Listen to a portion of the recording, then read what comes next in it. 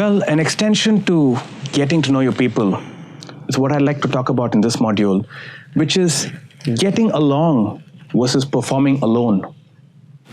Well, the underlying philosophy of this is to realize that there are different sorts of people who you would work with in a team.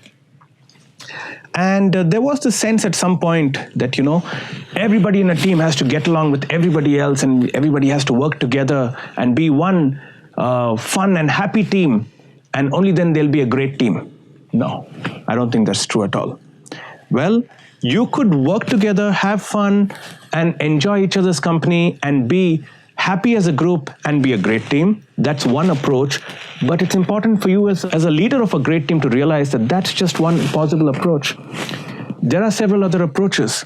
In fact, increasingly, companies have realized that somebody who likes to just work alone, somebody who likes to be by themselves, maybe introverted by nature, they contribute best when they're left alone, when they allowed their space to work by themselves.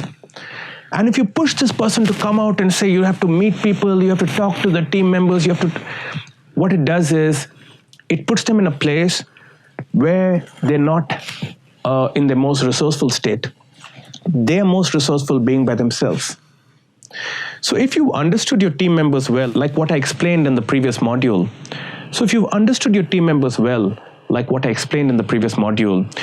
you would know who functions best, in what sort of a situation, what sort of an environment, in what sort of a setup. Once you've got a hang of this, the next thing is to respect that. And while I took two options here, which is performing together, or working together and getting along, as opposed to performing in isolation or in silos by yourself, both these have their value. So if I notice that there is some person who likes to talk, even not being in any team, goes and mingles with everybody, knows everybody's name, gets along well, that's the kind of person who needs to be put in a position where they're expected to perform by getting along.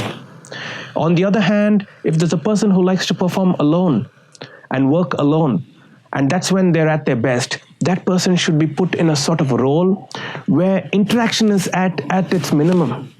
And with minimum interaction, they're able to do a lot and contribute more.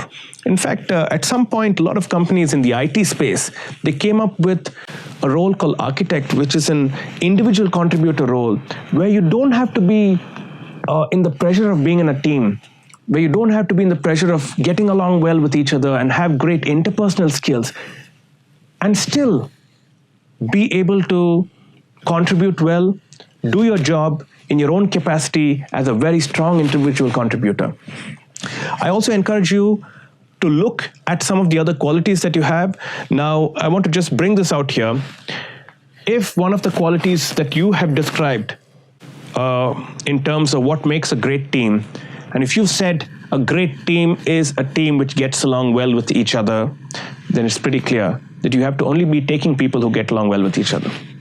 But if that's not one of your criteria, and if you've said a great team is a team which makes good decisions, it's a team which cares for the client, a team which goes the extra mile to actually get things done for the client and so on, a team which innovates in the face of uncertainty, if these are some of the qualities that you've come out with, then it's important to focus on these qualities and leave some of the other things in the periphery.